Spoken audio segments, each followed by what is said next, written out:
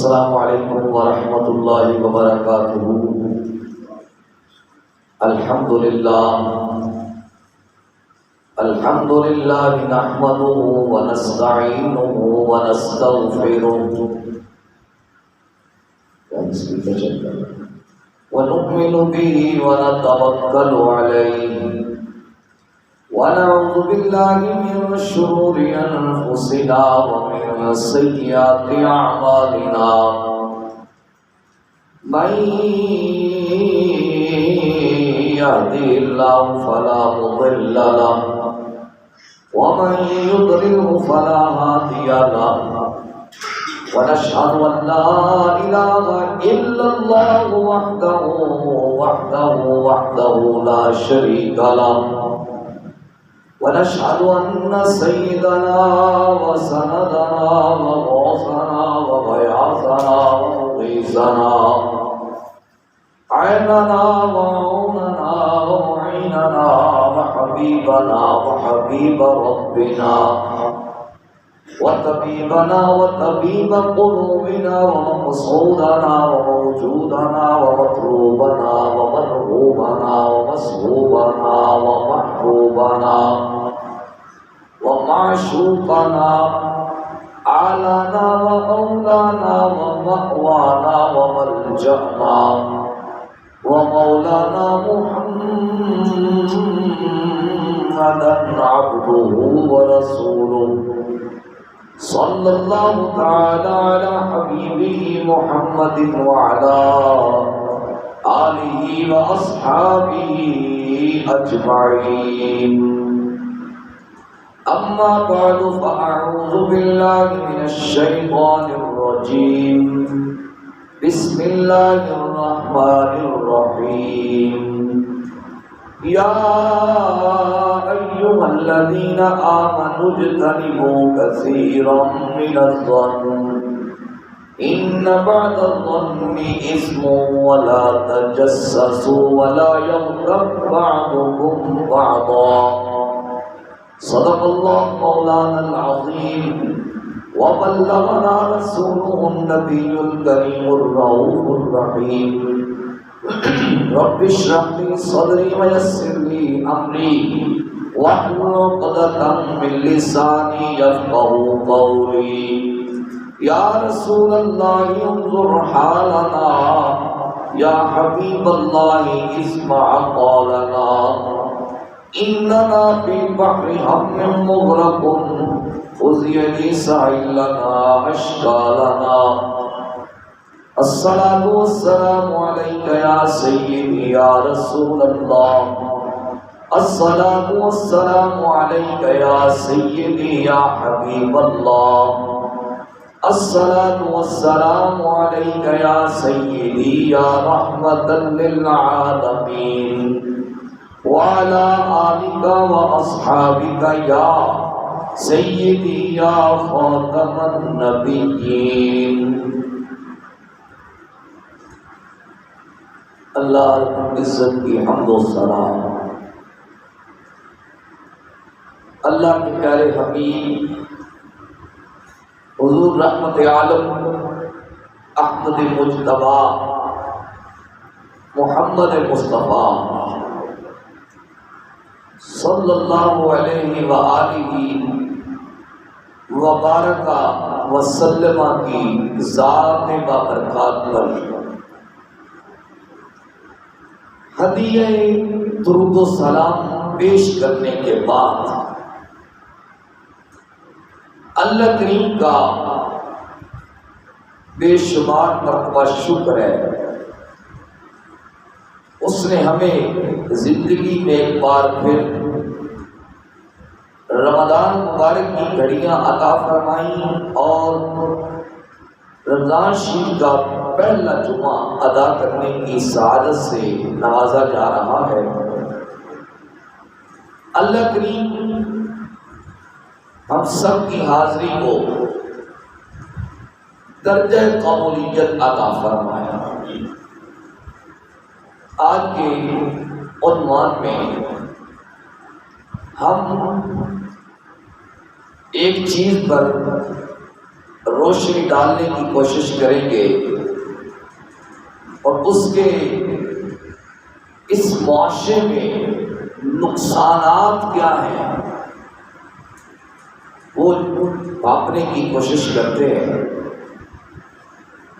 آج کا عنوان ہے بدگمانی کیا چیز ہوتی ہے اور بدگمانی سے کون کون سی بیماریاں جنم لیتی ہیں اور کیسے گھر ٹوٹتے ہیں، کیسے رشتہ داروں کے تعلقات آپس میں خراب ہوتے ہیں، میاں بیوی کے معاملات میں درستگی نہیں رہتی، باپ بیٹے کے معاملات بکھر جاتے ہیں۔ یہ اتنی بری چیز ہے۔ اللہ تعالیٰ نے قرآن مجید فرقان حمید کے پارہ نمبر 26 میں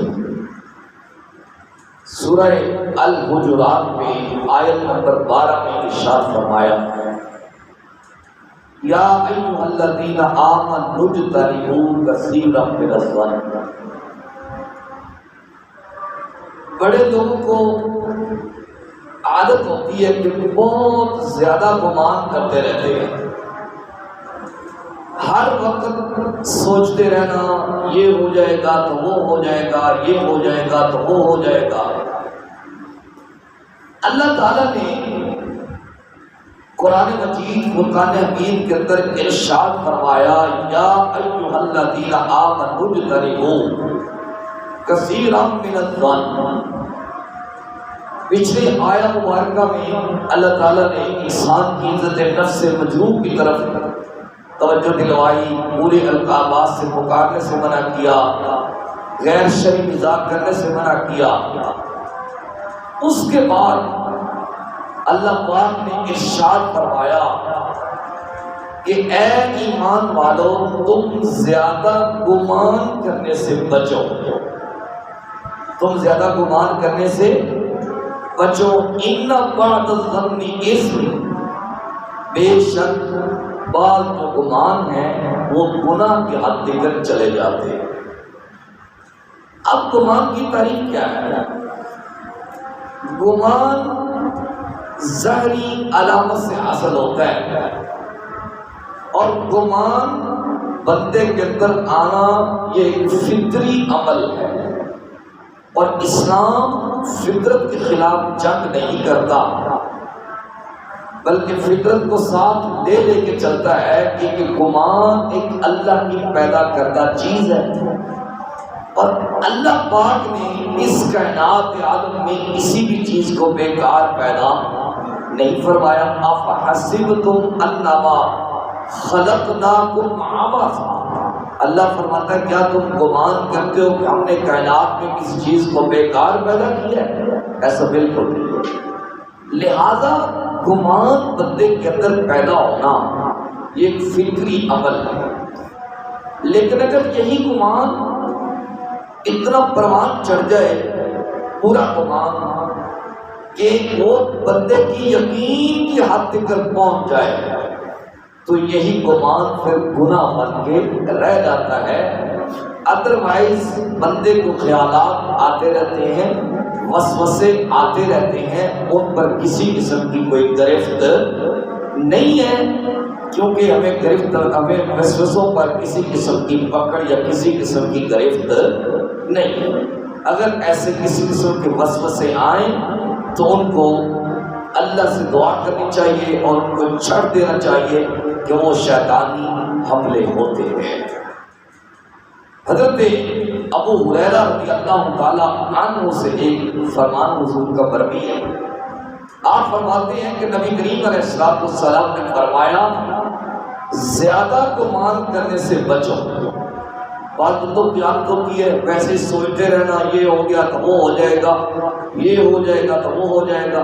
زیادہ گمان کرنے سے ہمیں منع کیا گیا ہے، اور حضور علیہ السلام نے آگے فرمایا ایک دوسرے کی غیبت نہ کرو، ایک دوسرے کی پیٹھ کے پیچھے ایک دوسرے کے عیب بیان نہ کرو، ایک دوسرے سے حسد نہ کرو، ایک دوسرے سے بغض نہ رکھو، اور اے اللہ کے بندو آپس میں بھائی بھائی بن کے رہو۔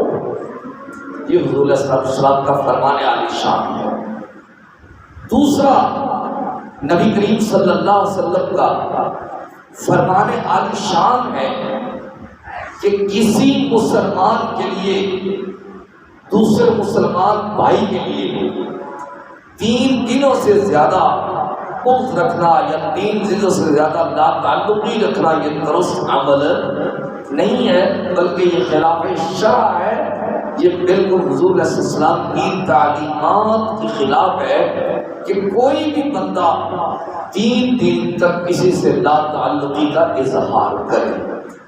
لیکن آج ہم سب اس چیز کا شکار ہیں، لڑائیاں ہو جاتی ہیں، گھر میں ناچاکیاں ہو جاتی ہیں، وہاں پہ 2 ماہ 3 سال گزر جاتے ہیں، تعلقات درست نہیں ہوتے، کہتا یہ کوئی چیز اچھی نہیں ہے، بلکہ اس سے ہمیں بچنا ہے۔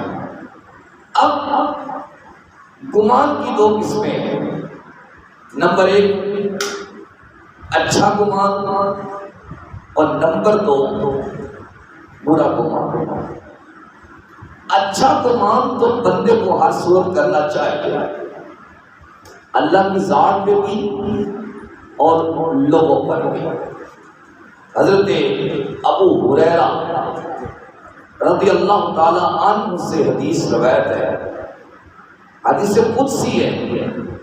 حدیث قدسی کی آپ بارہا مطلب سن چکے ہیں کہ جو اللہ پاک نے جبریل کو عطا کی ہو، اور جبریل نے بعد میں آ کر نبی کریم علیہ السلام کو بیان فرمایا۔ اللہ پاک فرماتا ہے آنا ظن عند عبدی بی، میں اپنے بندوں کے خیالات کے مطابق ان کے پاس ہوں۔ جس طرح کا بندہ مجھے خیال کرے گا، اگر بندہ یہ خیال کرے گا کہ رب میرے بالکل قریب ہے تو مجھے اپنے قریب پائے گا، اگر بندہ یہ خیال کرے گا کہ رب میرے دائیں ہے تو مجھے اپنے دائیں پائے گا، اگر بندہ یہ خیال کرے گا کہ رب میرے بائیں ہے تو مجھے اپنے بائیں پائے گا، اگر بندہ یہ خیال کرے گا کہ اللہ میرے سامنے ہے تو مجھے اپنے سامنے پائے گا۔ بلکہ اگر صوفیاء بھی کے قرآن کو دیکھا جائے تو قرآن کو روٹ کرتا ہے وَفِي أَنفُسِكُمْ أَفَلَا تُبْصِرُونَ، میں تمہارے اندر ہوں، تم آنکھیں کیوں نہیں کھولتے، تم آنکھیں کیوں نہیں کھولتے۔ اسی بات کا ترجمہ کوٹ مٹھن کے بادشاہ حضور خواجہ غلام فرید رحمت اللہ علیہ آپ فرماتے ہیں میں کہاں او میڈا یار نوے کے جے میں ناوے کہاتے او ویکھے ایڈے لیک میں کتوں لیا او میرے وچ ویکھن دے ویکھے یار دا تیرے اندر وسدا تینوں ایویں پیڑ بھولے کہ غلام فریدا وہ یار تے مریے سونا ویکھے یار آوے۔ بندے کے یہ گمان ہونا چاہیے۔ آگے اللہ پاک نے ارشاد فرمایا اگر تم میرے بارے میں اچھا گمان کرو گے تو پھر میں اچھے فیصلے کروں گا، اگر تم میرے بارے میں برا گمان کرو گے تو پھر میں برے فیصلے کروں گا۔ اب یہ بندوں پر انحصار ہے کہ وہ اپنے رب پر گمان کیسا کرتے ہیں، وہ اپنے رب پر گمان کیسا کرتے ہیں۔ حدیث شریف میں نبی کریم علیہ السلام کے پاس ایک عرابی حاصل ہوا، عرض کیا یا رسول اللہ صلی اللہ علیہ وسلم قیامت کے دن حساب کون لے گا؟ آقا علیہ السلام نے فرمایا میاں رب لے گا حساب۔ اس نے کہا پھر تو بات ہی ختم ہو گئی۔ آقا علیہ السلام نے فرمایا میاں وہ کیسے؟ اس نے عرض کیا حضور جب ایک کریم ذات حساب لے گی، جب سب سے بڑا سخی حساب لے گا تو پھر ہمیں گھبرانے کی ضرورت نہیں، ہمیں پریشان ہونے کی ضرورت نہیں ہے، کیونکہ رب کریم ہے، معاف کرنا اس کی صفت ہے، بندوں کو بخشنا اس کی صفت ہے، بندوں پر مہربانیاں کرنا اس کی صفت ہے، زیادہ ہمیں پریشان ہونے کی ضرورت نہیں۔ اب یہ اس کا اچھا گمان ہے، یہ اس کا اچھا گمان ہے رب کی ذات، اور بندے کو گمان ہونا بھی چاہیے، اللہ کی ذات سے ڈر بھی ہونا چاہیے، اور بندے کو اللہ کی بارگاہ سے اچھی امید بھی ہونی چاہیے۔ کسی چیز کا نام ایمان ہے۔ دوسری طرف کہ جو اللہ پاک نے فرمایا اگر تم میرے بارے میں برا گمان کرو گے تو پھر میں برے فیصلے کروں گا، اس کا مطلب کیا ہے؟ نبی کریم صلی اللہ علیہ وسلم ایک موقع پہ مال تقسیم فرما رہے ہیں۔ حضور صلی اللہ علیہ وسلم نے کسی کو عطا فرمایا، کسی کو عطا نہیں فرمایا۔ اب اللہ رسول جانتے ہیں اس میں بہتر حکمت کیا ہے، کیونکہ نبی کا ہر فعل اللہ کی منشا کے مطابق ہوتا ہے، اللہ کی منشا کے خلاف نبی کا فعل نہیں ہوتا۔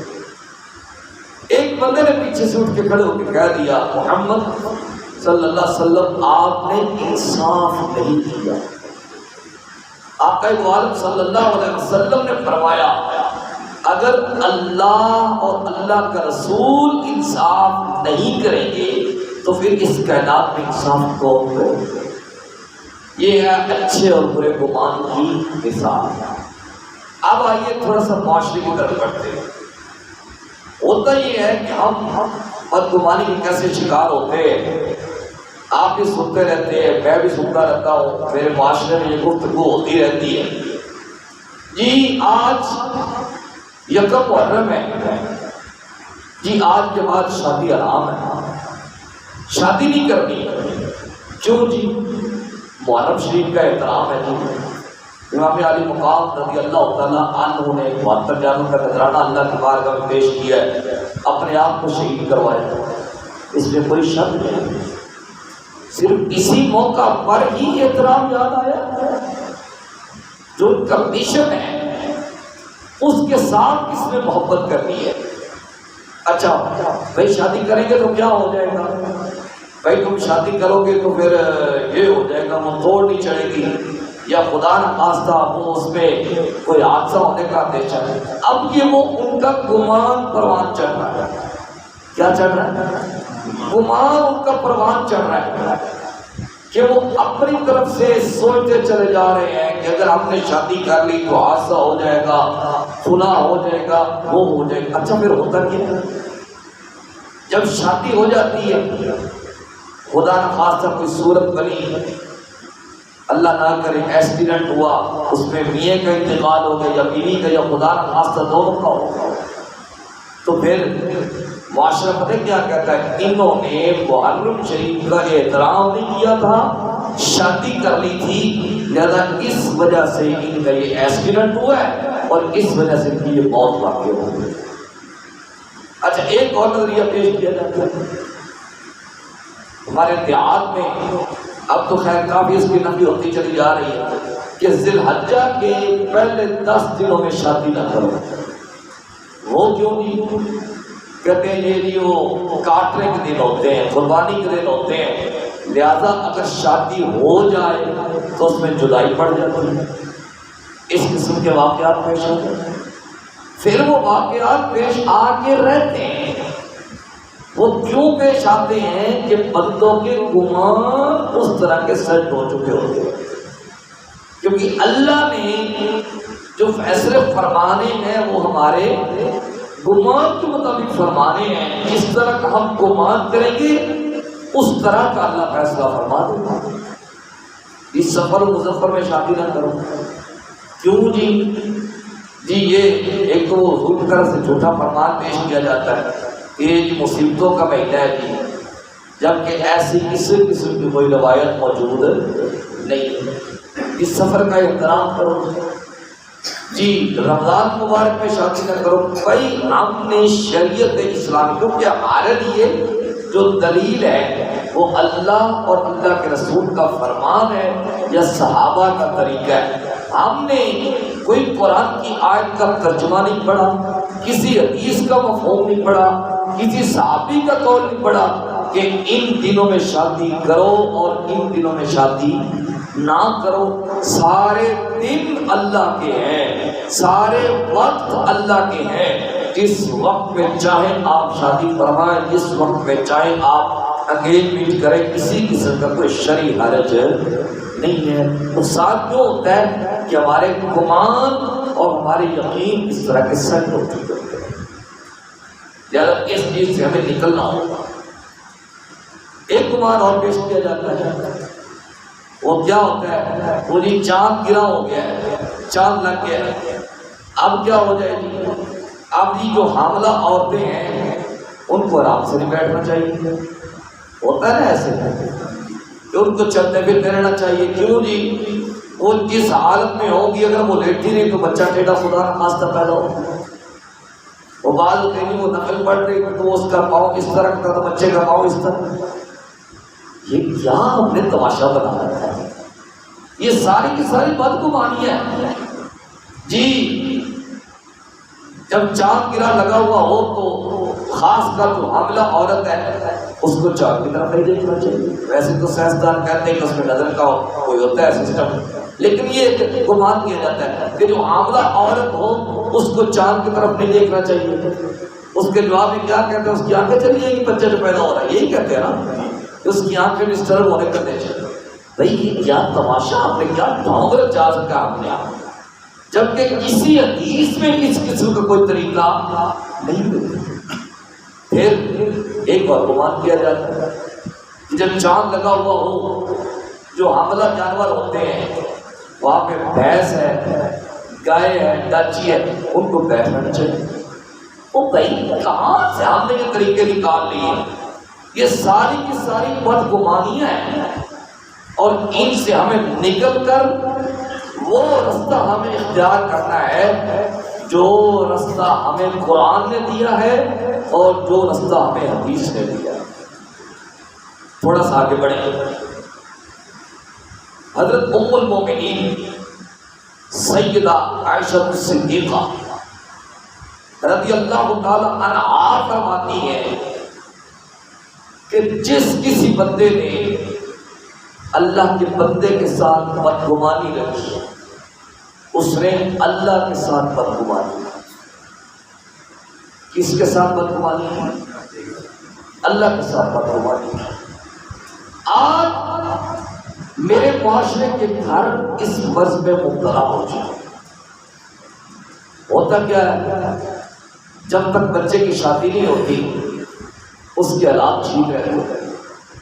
جیسے اس کی شادی ہو گئی، اب یہاں پہ ماں باپ نے اور بہن بھائیوں نے بچے کا امتحان لینا شروع کر دیا۔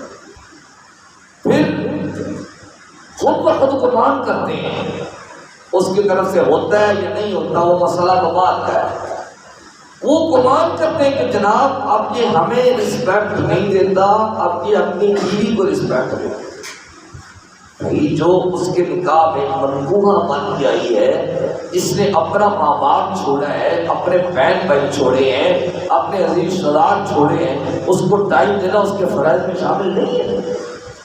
اللہ پاک نے قرآن پاک میں میاں بیوی کے رشتے کے متعلق فرمایا وَجَعَلَ بَيْنَكُمْ مَوَدَّةً وَرَحْمَةً، ہم نے ان کے درمیان مودت اور رحمت پیدا کی۔ تو اس کو بھی ٹائم دینا ضروری ہے، ماں باپ کو بھی ٹائم دے، اس کو بھی ٹائم دے۔ لیکن ہوتا یہ ہے کہ اب ماں کے ذہن میں بدگمانی آ جاتی ہے کہ میرا بچہ جناب اب مجھے ٹائم نہیں دیتا، مجھے وہ رسپیکٹ نہیں دیتا۔ لو جی یہاں سے اب ناچاکیوں کا آغاز ہو۔ پھر وہ جب ماں کے ذہن میں یہ بات آتی ہے، پھر ماں جو اس کی ماں ہوتی ہے، یعنی اس کے جو بیٹے کی بیوی ہوتی ہے، اس کو آہستہ آہستہ اگنور کرنا شروع کر دیتی ہے اور اس کو کوسنا شروع کر دیتی ہے کہ جب سے تم میرے گھر میں آئی ہے، میرے بیٹے کے نکاح میں آئی ہے، میرے بیٹے نے مجھے کاپی دینا چھوڑ دی ہے۔ چلو جی، اب اس کا بھی آہستہ آہستہ دماغ خراب ہونا شروع ہو۔ اب جب بیٹا شام کو مزدوری سے واپس آتا ہے، ہوتا کیا ہے کہ پہلے وہ اپنی اماں کے پاس جاتا ہے، تو اماں کو پہلے تو جب شادی سے پہلے آتا تھا تو اماں اس کے راتوں واقعات پوچھتی تھی، بیٹا آج کا دن کیسا گزرا، کام ملا یا نہیں ملا، فلاں ٹھیک تھا فلاں ٹھیک تھا، نہیں۔ اب جیسے بیٹا آیا، تیری بیوی نے میرے ساتھ تو یہ کر دیا، تیری بیوی نے تو یہ کر دیا، تیری بیوی نے مجھے پانی نہیں دیا، تیری بیوی نے مجھے روٹی نہیں دی، فلاں کیا فلاں کیا فلاں کیا۔ لو اب بیٹے کا جو ذہن ہے وہ ماں اپنی بہو کے لیے خراب کر رہی ہے۔ اچھا، جب وہ ماں کی خدمت کر کے زہر رات کو اپنے کمرے میں لیٹ گئے، جب وہ اپنی بیوی کے پاس جائے گا تو پھر اس کی بیوی اس کو لمبی چوڑی کہانی سنائے گی کہ تیری ماں نے آج میرے ساتھ یہ زیادتی کی ہے، یہ زیادتی کی ہے، فلاں کو کبھی یہ زیادتی کی ہے، مجھے یہ چیز لو۔ اب جب بیٹا شام کو گھر آیا، پہلے ماں نے ذہن خراب کیا، پھر بیوی نے ذہن خراب کیا، اب بیٹے کا دونوں کے متعلق ذہن خراب ہو جائے۔ یہ کس کا نتیجہ نکل رہا ہے؟ بدگمانی کا۔ کس کا نتیجہ؟ بدگمانی کا۔ جب ہمیں بدگمانی آ لیتی ہے، لو جی، پھر آہستہ آہستہ بات نکلتی ہے، وہ لڑکے کے سسرال تک پہنچ جاتی ہے کہ آپ کی بیٹی یہ کرتی ہے، وہ کرتی ہے، یہ سوئی رہتی ہے، جب سے یہ خدا نخواستہ ہمارے گھر میں آئی ہے تو یہ نحوست آ گئی ہے۔ ہوتا یہ ہے کہ جناب اگر ایک بچے کی اچھی جاب چل رہی ہوتی ہے، شادی کے بعد تھوڑا سا اگر امتحان آ جائے تو یہ ہوتا ہے نا، لو جی یہ بد وقت عورت آئی تو ہمارے بچے کی جاب بھی چلی گئی، ہوتا ہے نا ایسا؟ بولیے بولیے۔ یہ ساری کی ساری بدگمانیاں ہیں، یہ ساری کی ساری بدگمانیاں ہیں۔ لو جی، لڑکے کے سسرال تک بات چلی گئی، اب کوئی دو باتیں انہوں نے کی، کوئی دو باتیں انہوں نے کی، اب یہ نچاکی بڑھتی چلی جا رہی ہے۔ پھر درمیان میں جو نند ہوتی ہیں وہ اپنا حصہ ڈالتی ہیں، جو بھابیاں ہوتی ہیں وہ اپنا حصہ ڈالتی ہیں، جو دیور ہوتے ہیں، جو بڑے ہوتے ہیں وہ اپنا حصہ ڈالتے ہیں۔ لو جی، اس بدگمانی کا نتیجہ کیا نکلا؟ چلو جی، میاں کو غصہ آیا، اس نے جناب بیوی کو طلاق دے دی۔ جب طلاق ہو گئی، پھر ہم مولوی صاحب ہمیں ذرا مسئلہ ہی بتا دیں، ہم 3 بار کہہ چکے ہیں کہ میں نے اپنی بیٹی کو طلاق دی طلاق دی طلاق دی، اب ہمیں تو مسئلہ ہی بتا دیں۔ بھئی پہلے سوچ لیتے، پہلے مولوی صاحب سے آپ مشورہ کر لیتے، آپ کو کوئی اچھا مشورہ مل جاتا۔ یہ سارے کے سارے بدگمانی کے نتائج، اور بدگمانی یہ حرام، اس سے منع کیا گیا ہے، اس کا شریعت اسلامیہ سے کسی قسم کا کوئی تعلق نہیں۔ اچھا، یہ تو میاں بیوی کی بات کی۔ اب 2 بھائی ہیں، اچھے خاصے چل رہے ہیں، ان کے اچھے خاصے تعلقات ہیں، ایک دوسرے کی منشا کے بغیر کوئی کام نہیں کرتے، لیکن درمیان میں کوئی تیسرا بندہ مخل ہوتا ہے اور وہ ان کو آپس میں خراب کرنے کی کوشش کرتے ہیں۔ زید سے کہے گا تیرے بھائی بکر نے تیرے خلاف یہ بات کر دی، اب اس نے تحقیق کرنی کوئی نہیں، اور بکر سے اٹھے گا تو یعنی کہ زید سے جائے گا تو پھر بکر کو کہے گا کہ زید تیرے خلاف یہ بات کر دی۔ اب ہوگا کیا کہ زید کو بکر کے خلاف کر رہا ہے اور بیگ کو بکر کو زید کے خلاف کر رہا ہے۔ یہ میں 2 مثالیں دی ہیں 2 ناموں کی۔ اب زید بکر کے خلاف ہو گیا، بکر زید کے خلاف ہو گیا، اب تیسرے بندے کا کچھ گیا نہیں، ان کے بلے کچھ رہا، لہذا بدگمانی بھائی کو بھائی سے جدا کر دے۔ اچھے خاصے دوست ہوتے ہیں، کسی قسم کی ان کے درمیان دراڑ نہیں ہوتی، لیکن آج کل لوگ برداشت نہیں نہ کرتے جب کوئی اچھا بندہ چل رہا ہو، کسی کی اچھی دوستی چل رہی ہو، تو لوگ پھر اس چیز کو ذرا برداشت بھی مشکل سے کرتے ہیں۔ لوگ کہتے ہیں کسی طرح ہونا ان کے درمیان کسی قسم کی جدائی ٹلوائی جائے۔ لو جی، پروپیگنڈے شروع ہو گئے، ایک دوسرے کے خلاف کر دیے. جو اچھے خاصے دوست چل رہے تھے اب ان کی دوستی دشمنی میں بدل جاتی ہے. یہ سارے کے سارے بدگمانی کے نتائج ہیں. اور میرا معاشرہ اس چیز کا شکار ہو چکا ہے. میرے معاشرے میں یہ چیز عام ہو چکی ہے. اللہ اکبر. منافقین نے بھی بدگمانی کی اور کسی عام شخصیت کے متعلق نہیں کی تھی. اس شخصیت کے متعلق کی تھی کہ جب میرا نبی ان کے بستر پہ ہو تو جبریل وہاں پہ قرآن لے کے آ جاتا ہے. اس شخصیت کے متعلق کی تھی کہ جس کو صدیقہ کائنات کہا جاتا ہے. حضرت ام المومنین سیدہ طیبہ طاہرہ عالمہ فاضلہ اما کی عائشہ صدیقہ رضی اللہ تعالی عنہا کے متعلق بدگمانی کی. کون ایسا جو جنت میں بھی میری نبی کی بیوی ہو؟ کون ایسا کہ جن کی جبریل نے حضور صلی اللہ علیہ وسلم کو آ کے تصویر دکھلائی تھی کہ اللہ نے اس عورت سے آپ کا نکاح طے کر دیا؟ وہ ایسا جب ایک مرتبہ نبی کریم صلی اللہ علیہ وسلم کے ساتھ قافلے میں جا رہی تھی, کسی وجہ سے وہ قافلے سے بچھڑ گئی. اب التیشہ کون ہے؟ مومنوں کی ماں. النبی اولا بالمؤمنین من انفسہم وازواجہ امہاتہم. نبی تمہاری جانوں سے زیادہ قریب ہے اور جو نبی کی بیویاں ہیں وہ تمام مومنوں کی ماں. اب ہوا کیا؟ جب قافلے سے بچھڑ گئی, اب جب بدگمانی شروع ہو گئی, کئی منافقین نے پروپیگنڈا کیا معاذ اللہ ثم معاذ اللہ کہ عائشہ نے بد کرداری. حضرت عائشہ پر الزام لگا, تہمت لگا. نبی کریم صلی اللہ علیہ وسلم بھی خاموش ہے. حالانکہ حضور کے گھر کا مسئلہ ہے, ہر بات کا فوری طور پہ جواب دینا ضروری نہیں ہوتا, کسی وقت رکنا بھی پڑتا ہے. اب نبی کریم علیہ السلام خاموش ہے. حضرت صدیق اکبر رضی اللہ تعالیٰ عنہ نے حضور کے گھر میں آنا جانا چھوڑ دیا کہ میری بیٹی کی عزت کا مسئلہ ہے. ایک ماہ تک گزر گیا پراپوگنڈا ہوتے ہوتے, اس میں کچھ مسلم بھی شامل ہو گئے. اتنا انہوں نے پراپوگنڈا کیا. اسلام ہمارا بڑا مفروض ہے. جب اتنی بدگمانی زور پکڑ گئی پھر اللہ نے عائشہ کی عزت میں سورہ نور میں آیات اتاری. پھر اللہ نے عائشہ کی عزت کا دفاع کیا. تو یہ ہوتا ہے یہ فلاں عورت جناب اس وقت ادھر تھی, اس نے یہ کر لیا ہوگا وہ کر لیا. بھائی نہ ان طرف جائے, یہ چیزیں معاشرے میں بد امری پیدا کرتی ہیں.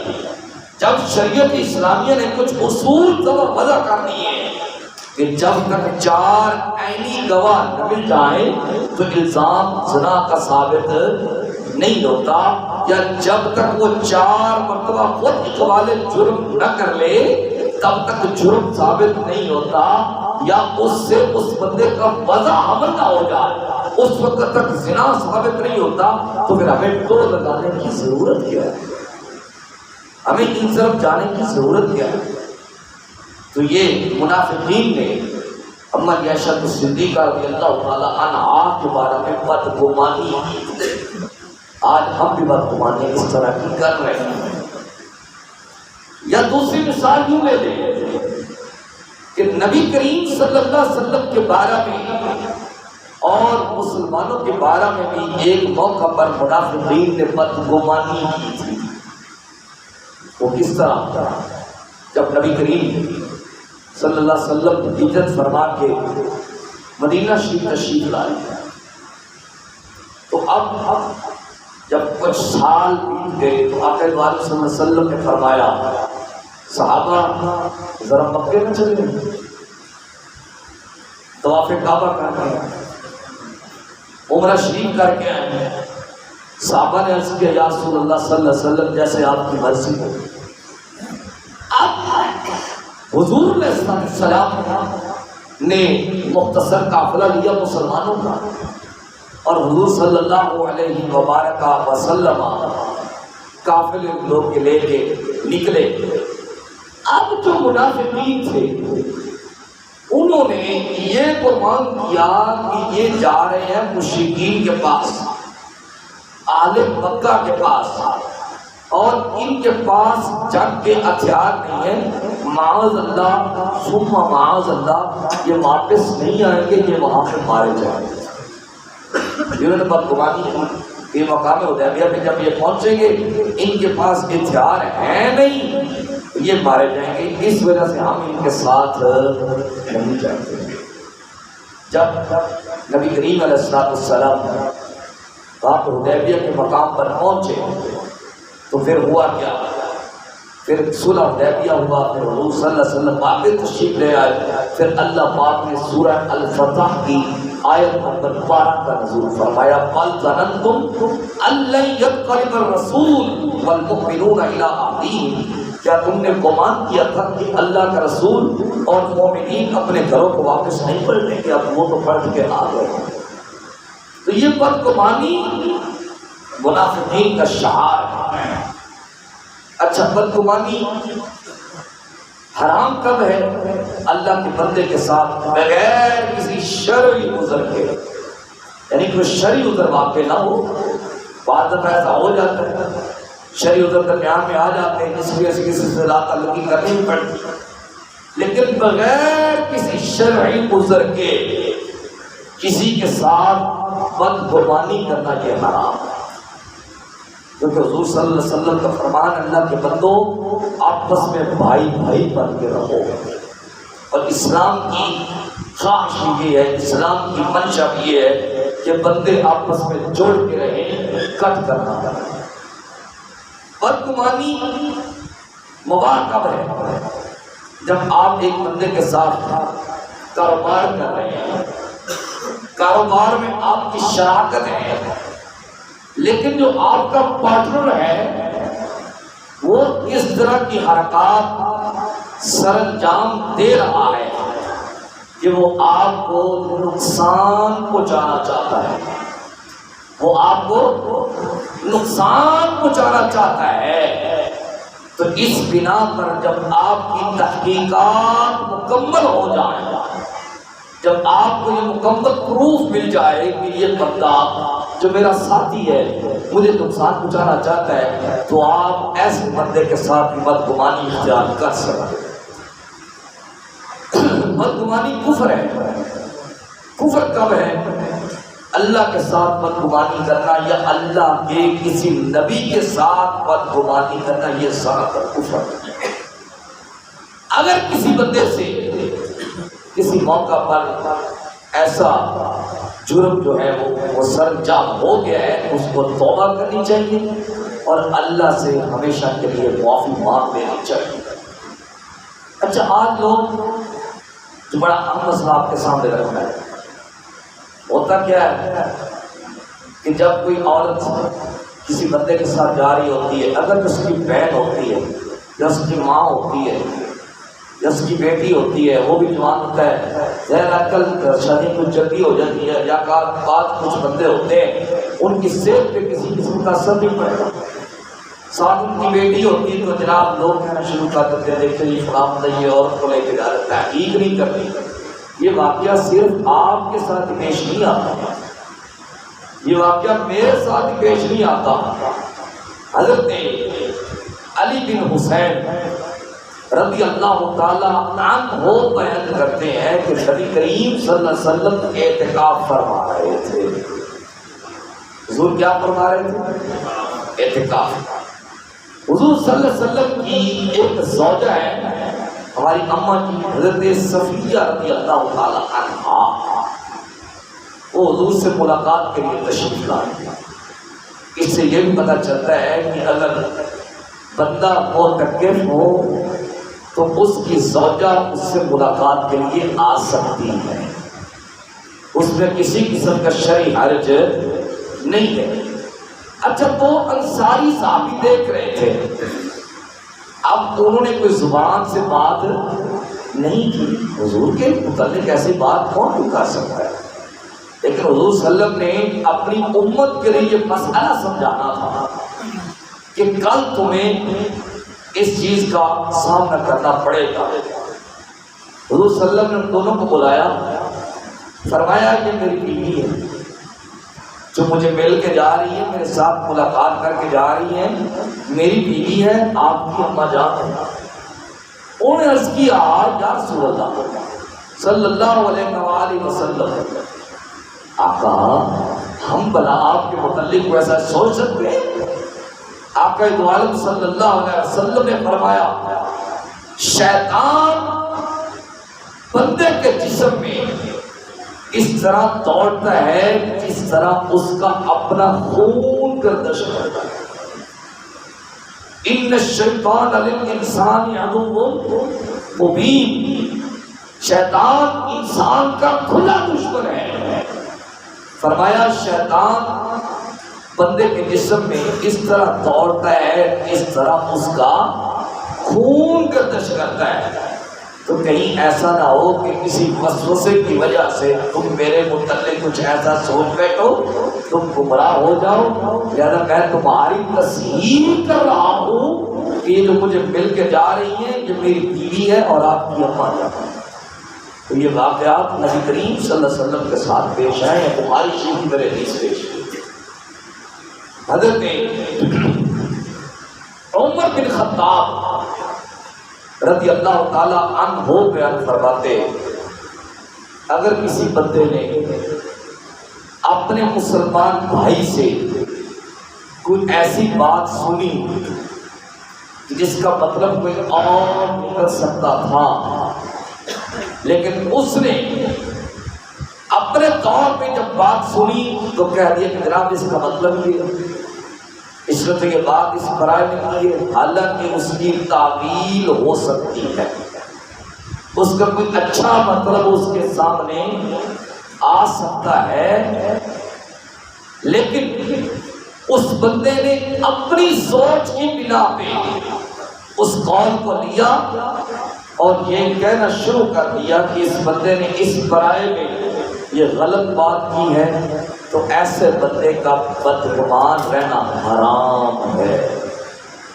اور اس کی بدگمانی غیر شرعی ہے اور یہ بدگمانی اس کو نقصان پہنچائے گا. نبی کریم صلی اللہ علیہ وآلہ وبارک وسلم کا ایک اور فرمان ہے.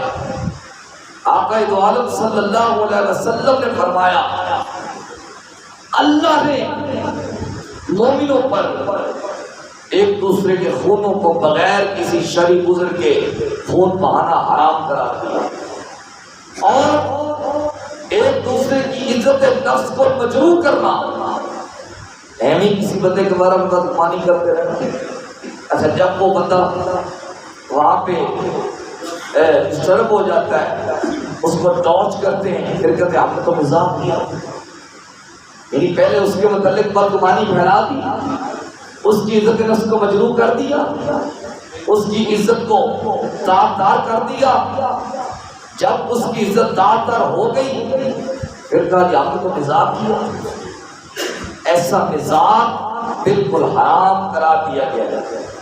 تو یہ بدگمانی کے مترادف کس طرح آتا ہے اور حرام کے مترادف کس طرح آتا ہے؟ نبی کریم صلی اللہ علیہ وسلم فرماتے ہیں قیامت کا دن ہوگا، ایک بندے کو حکم ہوگا کہ جنت میں چلا جا، وہ جیسے ہی جنت میں پہنچے گا، جنت کے دروازے کے قریب پہنچے گا، جنت کا دروازہ بند، اسے دھکیل کر جہنم میں پھینک دیا جائے گا.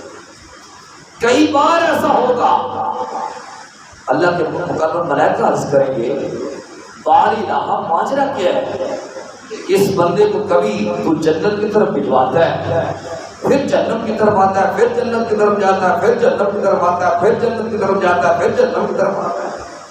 وجہ کیا ہے؟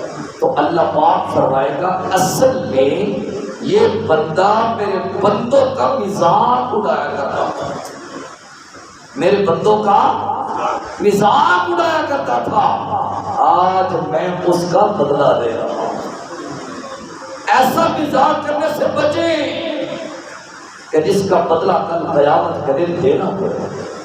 ہاں مزاح جائز ہے، شریعت اسلامی کی قیودات کے اندر رہ کے مزاح کرنا جائز ہے۔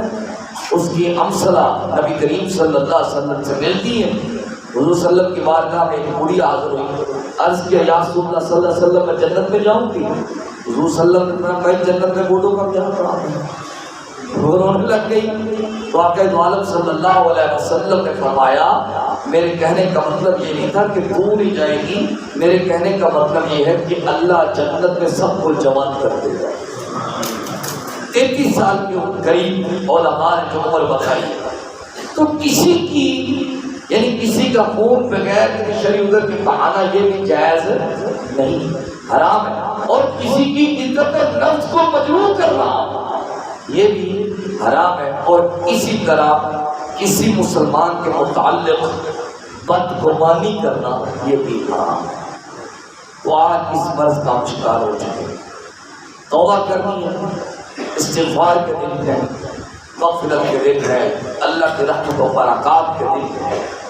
اگر زندگی میں کوئی ایسی بات سرزد ہو گئی ہے تو اس سے توبہ کرنا۔